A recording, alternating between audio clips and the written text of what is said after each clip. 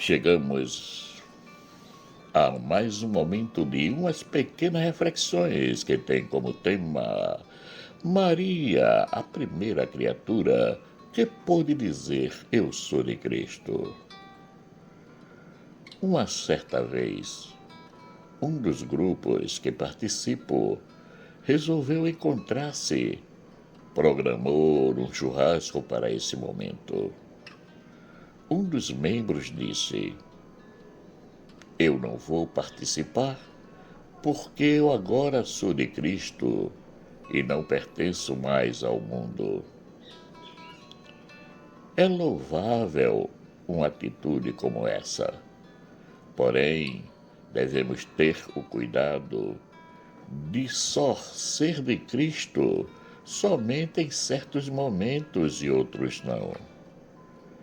É bem verdade que aqueles que procuram viver segundo a palavra e os ensinamentos do Mestre estão mais atentos às suas escolhas em relação às coisas do mundo.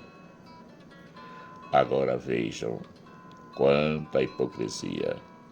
Nós que procuramos viver a palavra e os ensinamentos de Cristo, ou como muitos dizem, nos entregamos a Cristo, agora eu sou de Cristo, acha normal mostrar-se como alguém quase perfeito, pois não podem nem participar de uma confraternização. Mas não aceitam Maria como a primeira cristã, que não só se entregou a Cristo, mas o acolheu no seu ventre, gerando-o para que pudéssemos hoje dizer: eu sou de Cristo, eu pertenço a Cristo. E o Verbo se fez carne e habitou entre nós. E vimos a sua glória como a glória do unigênito do Pai, cheio de graça e de verdade. João capítulo 1, versículo 14. E isso só foi possível porque teve um sim dado por uma jovem que já tinha a sua vida totalmente organizada e se preparava para o seu matrimônio. Mas, mesmo assim, diante da escolha de Deus, ela jogou tudo para o alto e acolheu a proposta trazida pelo anjo. Ave cheia de graça, o Senhor é contigo. Bendita és tu entre as mulheres. E perturbou-se ela com essas palavras e pôs-se a pensar no que significaria a semelhante saudação. Disse-lhe então o anjo: Maria, não temas, porque achaste graças diante de Deus.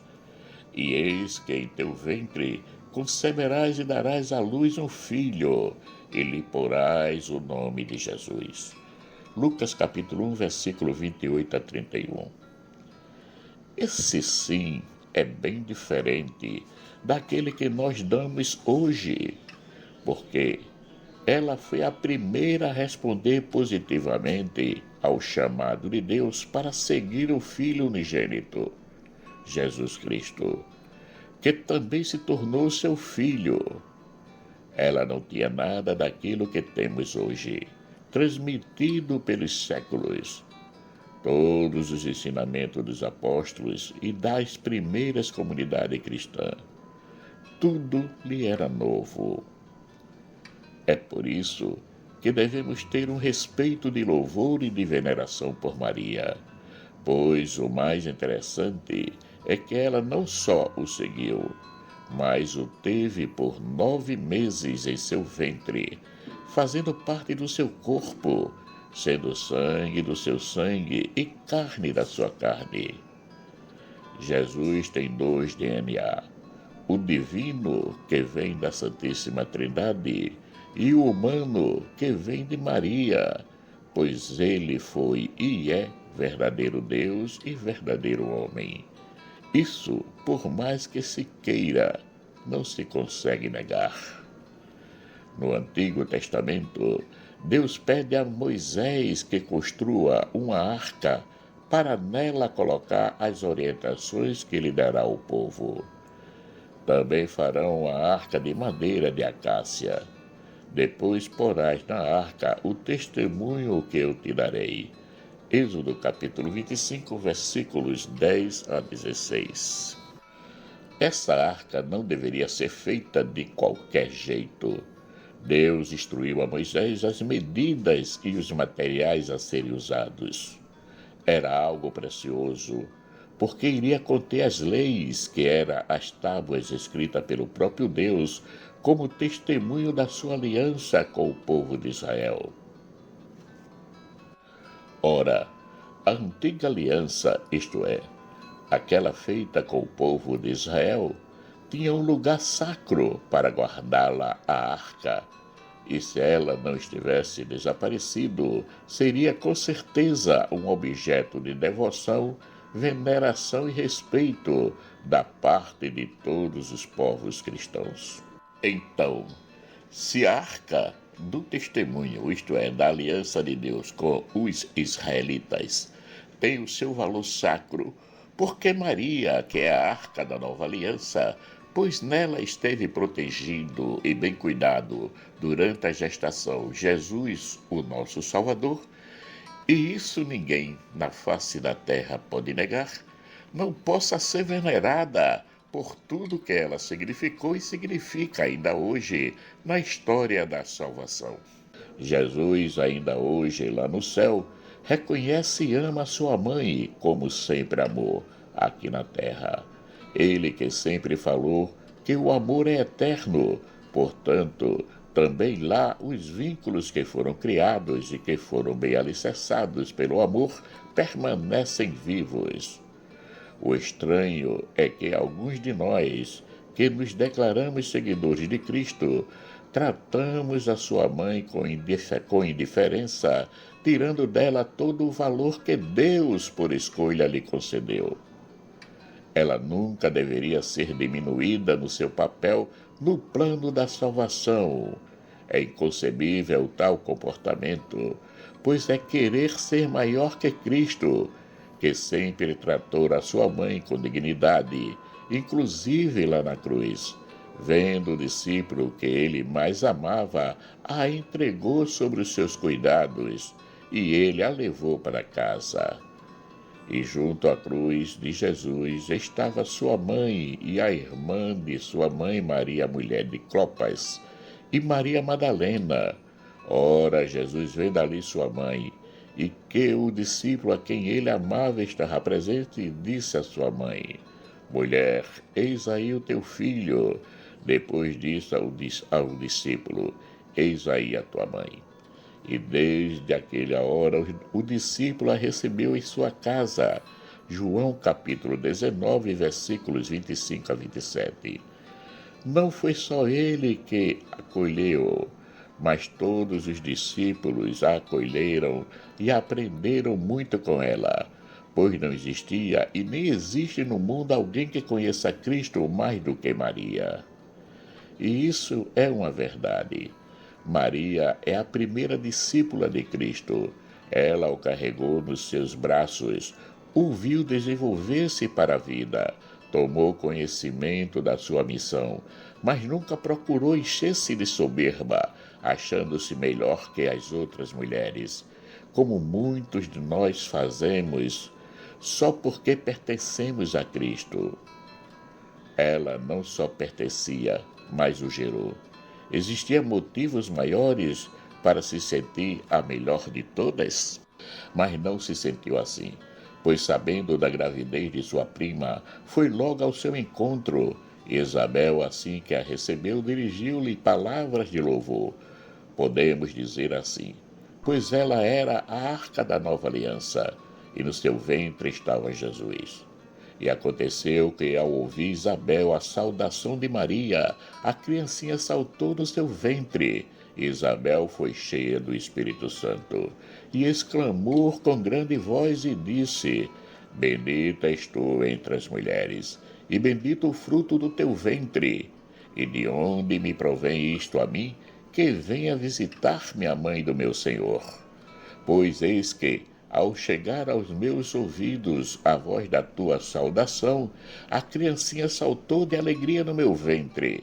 Bem-aventurada quem creu, pois hão de cumprir-se as coisas que da parte do Senhor lhe foram ditas. Lucas capítulo 1, versículo 41 a 45. E olhem que Isabel não era uma cristã, pois ainda o cristianismo não existia. Era uma judia e reconheceu de imediato o valor que Maria tinha diante de Deus, e não só, mas que se cumpriria nela tudo o que Deus tinha pensado no projeto da nossa salvação. Mas Maria não foi ali para se soberbar, para envaidecer-se, mas foi para servir e, reconhecendo a sua condição de serva, disse: a minha alma engrandece ao Senhor, e o meu espírito se alegra em Deus meu Salvador, porque atentou na baixeza de sua serva. Pois eis que desde agora todas as gerações me chamarão bem-aventurada, porque me fez grandes coisas o poderoso, e santo é o seu nome. Lucas capítulo 1, versículos 46 a 49. Agora, podemos nos perguntar: uma pessoa consciente do seu papel no plano da salvação iria querer tomar o lugar de Cristo como primeira mediadora? É um absurdo pensar assim. Porém, na sua caminhada com Cristo, ela teve a oportunidade de interceder a Ele em favor dos necessitados. E faltando vinho, a mãe de Jesus lhe disse: não tem vinho. João capítulo 2, versículo 3. Porém, ele lhe disse-lhe Jesus: mulher, que tenho eu contigo, ainda não chegou a minha hora. João capítulo 2, versículo 4. Nesse diálogo, se percebe que Maria sabia muito mais do que se imaginava de Jesus, mas ela o respeitou e apenas disse aos criados. Sua mãe disse aos serventes: fazei tudo quanto ele vos disser. João capítulo 2, versículos. Como se dissesse: um bom filho não nega nada à sua mãe. Assim realizou-se o primeiro milagre de Jesus. Jesus principiou assim os seus sinais em Caná da Galileia e manifestou a sua glória. E os seus discípulos creram nele. João capítulo 2, versículo 11. Aqui nessa passagem temos Maria agindo como a primeira anunciadora de Cristo à humanidade, não como homem, mas como Deus, pois aqueles que presenciaram o feito começaram a crer nele, e os seus discípulos creram nele. Maria não é reconhecida somente pela Igreja Católica como a Mãe de Deus encarnado, Jesus Cristo, mas é também pela Igreja Ortodoxa, a Igreja Ortodoxa do Oriente, a Igreja Anglicana, a Igreja Luterana. Todas elas têm uma veneração por Maria, e isso está escrito nas Escrituras. Pois eis que desde agora todas as gerações me chamarão bem-aventurada. Lucas capítulo 1, versículo 48. Todas as gerações. Mas qual é o verdadeiro significado de gerações? Segundo os dicionários, gerações têm vários significados, e um deles fala de um conjunto de indivíduos que nascem em um determinado período. Normalmente se diz que uma geração dura 10 anos, e assim a cada 10 anos temos novas gerações.